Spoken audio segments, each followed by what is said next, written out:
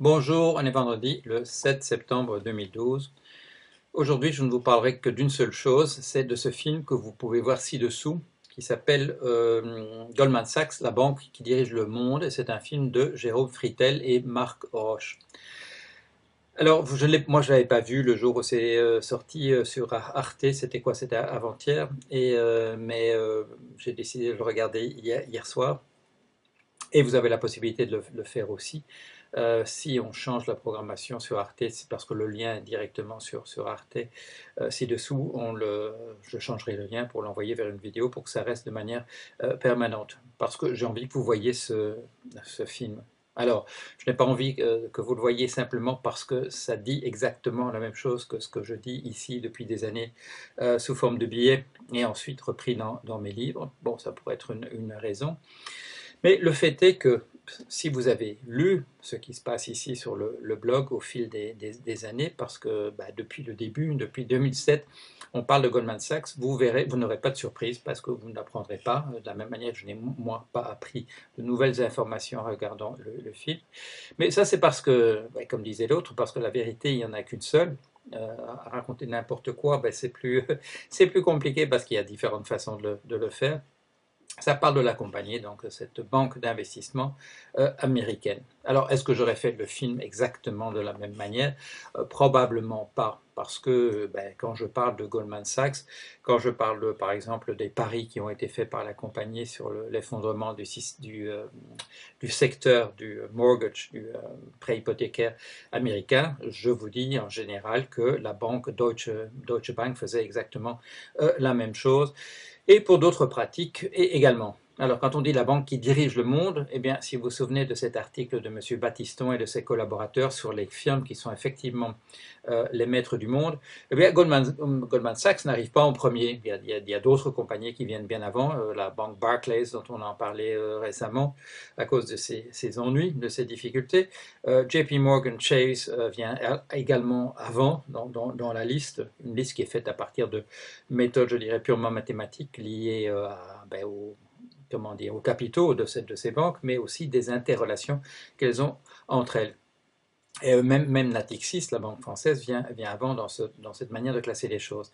Alors, Goldman Sachs n'est pas seul, n'est pas seul. Alors, c'est d'ailleurs ce que dit M. Jean-Claude Trichet, qui est interrogé à la fin du film.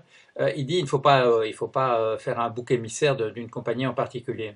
Alors, c'est pas un bouc émissaire parce que ces compagnies sont effectivement coupables de ce qu'on dit sur les blogs dans des films comme celui-là. Mais d'en faire un cas isolé, il ne faut pas en faire un cas isolé, non, elles sont dans un ensemble.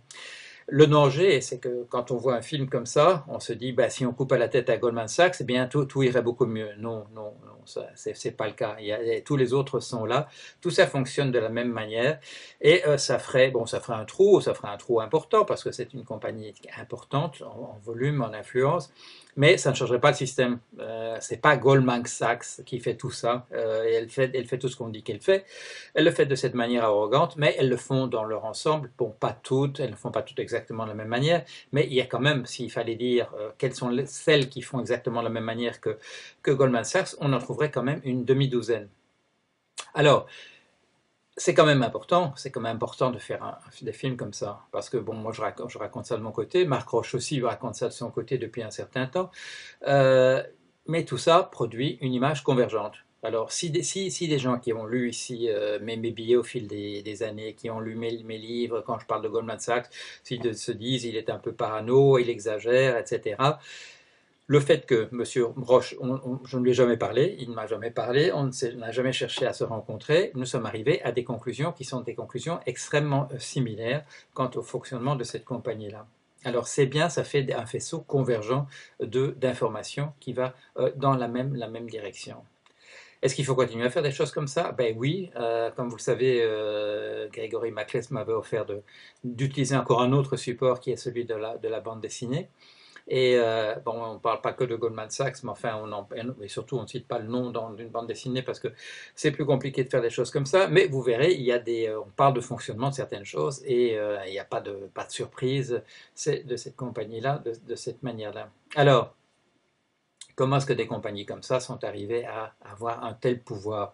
Je ne veux pas dire seulement, comme on dit dans le film, que le produit intérieur brut de Goldman Sachs est double de celui de la France, mais il y a un système que nous avons permis que les choses se passent de cette manière-là. Et ce n'est pas nécessairement au niveau des États individuels. Nous avons laissé se créer entre les États, à un niveau international, en prenant comme modèle essentiellement le droit qui réglait, par exemple, les transports maritimes, les expéditions commerciales qui allaient se faire vers les Indes et tout ça. On a commencé à mettre des règles en place pour que ça fonctionne comme ça. Et nous avons permis que, effectivement, que à partir de ce droit international qui règle les affaires quand elles se passent entre des pays différents, nous avons permis que beaucoup de choses échappent à la juridiction des États individuels. Et c'est là que c'est en train de se passer. C'est là que se sont créés ces empires-là. Alors, est-ce qu'il faut continuer à le faire de cette manière-là? Non.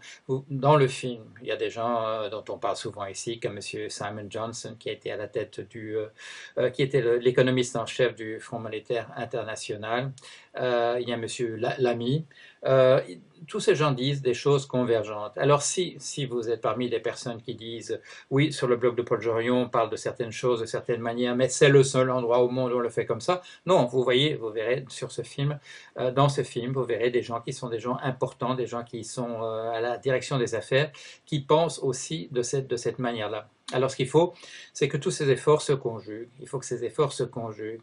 Ce qui est intéressant aussi, c'est qu'un film comme ça, qui attaque de manière vraiment, je dirais, virulente, plus virulente que je ne le fais moi, une compagnie en particulier, que ça passe sur Arte, que ça passe en Allemagne, que ça passe en France, dans une compagnie qui a, je dirais, vraiment, véritablement, pignon sur rue. Alors, vous aviez vu aussi sur TF2, ce film dont on a parlé, la finance folle sur le high frequency trading, c'était passé sur France 2, donc c'est pas confidentiel. Alors vous allez voir aussi, bon, et j'en parle, c'est quoi ça, la semaine prochaine à Narbonne, en avant-première, de ce film qui s'appelle Noir Finance, qui est un film dans la même ligne que le film sur France 2 et que ce film que vous pouvez voir ici sur Arte. C'est un film qui attaque bien en tête le fonctionnement de la finance. Le fait qu'on me demande à moi aussi de m'occuper de parler du haut d'une chaire sur des questions de ce type-là, et que je veux dire, que la demande ne vienne pas d'endroits confidentiels, qu'elle vienne d'endroits absolument officiels, montre aussi qu'il y a un courant qui veut qu'on parle de ces choses-là, qu'on trouve à différents endroits, mais de manière, je dirais, tout à fait indépendante, mais coordonnée je dirais, dans l'effet massif que ça produit, qu'on parle de ces choses-là, de cette manière-là, de la manière dont on parle ici. Alors, justement, sur cette question, est-ce qu'on est ultra-minoritaire? Non, on n'est pas ultra-minoritaire. Et c'est très encourageant, ça donne envie de continuer dans cette direction-là. Tous ces efforts convergent. Ces compagnies, ces banques sont devenues trop puissantes. Elles sont devenues trop puissantes parce qu'elles se font beaucoup d'argent par la spéculation, par le inside trading, par le délit d'initié et ainsi de suite. Mais essentiellement, à mon sens, parce que tout ce système ne tient pas debout. C'est ça qui permet que ce soit comme ça. Ce n'est pas, oui, évidemment, les gens qui ont créé des grandes compagnies comme ça et qui les dirigent d'une certaine manière, ils ont voulu le faire de cette manière-là, mais on les a laissés faire. On leur a permis de le faire en créant un cadre dans lequel c'est possible. Alors, ces banques sont trop dangereuses, too big to fail, sont trop dangereuses pour qu'on les laisse faire faillite. Il faut les démanteler. On l'a dit en 2008, à la fin de l'année 2008, on l'a dit, tout le monde l'a dit, il faut démanteler ces grosses banques. En 2009, il ne s'est absolument rien passé, on le dit dans le film, la finance a repris du pouvoir, et là, je le souligne toujours, elle a repris du pouvoir essentiellement parce qu'on s'est tourné vers les économistes en disant qu'est-ce qu'il faut faire maintenant, et ils sont restés bouche bée. Et ça, c'est le thème de mon bouquin qui paraît dans quelques semaines, Misère de la pensée économique. Les économistes sont restés là, muets comme des carpes, et ça n'a pas aidé. Ça n'a pas aidé. Si un discours avait été tenu en disant mais oui, il faut faire ça maintenant de telle et telle manière, la finance n'aurait pas eu la possibilité de se refaire, de surmonter son chaos et de se remettre sur ses pieds sur le ring. Et là, on a laissé passer, j'en parle souvent, en 2009, on a laissé passer l'opportunité, l'occasion de faire quelque chose. Alors, ça ne veut pas dire qu'il faut le faire, il faut enfoncer le clou, il faut demander à ce que ces banques soient démantelées, à ce qu'elles soient reconstituées sous forme d'unités qui sont viables, dont la disparition n'entraîne pas la chute de l'ensemble du système. Maintenant, qu'est-ce qu'on fait? On dit, on donne le label compagnie trop systémique, c'est-à-dire dont le risque de défaut entraînerait le reste du système à sa suite, et on leur demande de faire des provisions, je n'ai plus les chiffres en tête, je crois que c'est, on leur demande de faire des provisions de 2,5% supplémentaires. C'est pas ça la réponse. Ces 2,5%, ils seront balayés la prochaine fois que balayés dans la chute la prochaine fois que ça ira mal. Alors c'est pas ça qu'il faut faire. L'idée qu'il fallait démanteler, il faut le faire. C'était la bonne idée, c'est ça qu'il faut faire. Ce Goldman Sachs va dans le même sens. Il faut démanteler ces banques. Le film qui va sortir, Noir Finance, va dans le même sens. Le film précédent, la finance, je ne sais plus, en délire, en tout cas le film qui est passé sur France 2, va dans le même sens. Il faut pousser dans cette direction-là. Il faut le demander tous les jours. Si on vous arrête dans la rue pour un sondage, dites-le que c'est comme ça. Si on vous demande d'une manière ou d'une autre ce qu'il faut faire, dites-le, signez des pétitions, envoyez des lettres aux journaux, écrivez sur les blogs. Il faut démanteler ces banques qui dirigent effectivement le monde maintenant d'une manière obscure, selon des principes dont on le voit, qui sont des principes qui mettent l'éthique entre parenthèses. Ça, dans le cas de Goldman Sachs, c'est tout à fait évident. Il suffit encore de regarder ces gens qui passaient devant des commissions.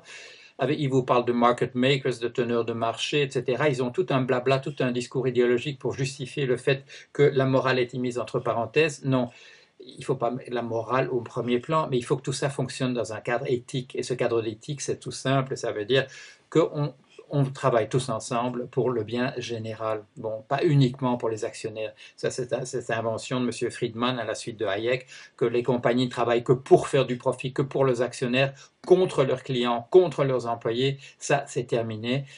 Bon, ça va continuer, mais il faut dire que c'est terminé. Il faut dire qu'une compagnie ne fonctionne pas que pour ses actionnaires, qu'elle travaille aussi pour ses employés, qu'elle travaille aussi pour ses clients. Bon, il faut que ça revienne au centre de l'attention. Je l'écris dans ma leçon inaugurale, je le dirai le jour même, le 4 octobre à Bruxelles, mais il faut marteler ça, il faut enfoncer le clou, il faut, grâce à des films comme ça, grâce à mes livres, grâce aux livres d'autres personnes, il faut répéter inlassablement. Je regardais hier une vidéo de Frédéric Lordon qui disait la même chose. Il faut que tous nous répétions exactement ça, non pas parce que nous sommes mis d'accord, mais parce que le système peut uniquement fonctionner de cette manière-là. Alors, bon, il y a des jours où je bafouille, il y a des jours où je bafouille pas. C'est toujours très simple, c'est quand je bafouille, c'est parce que je suis très fatigué. Mais bon, je tiens à ma vidéo du vendredi. Je vais essayer de récupérer sur la semaine qui vient. Voilà, à la semaine prochaine.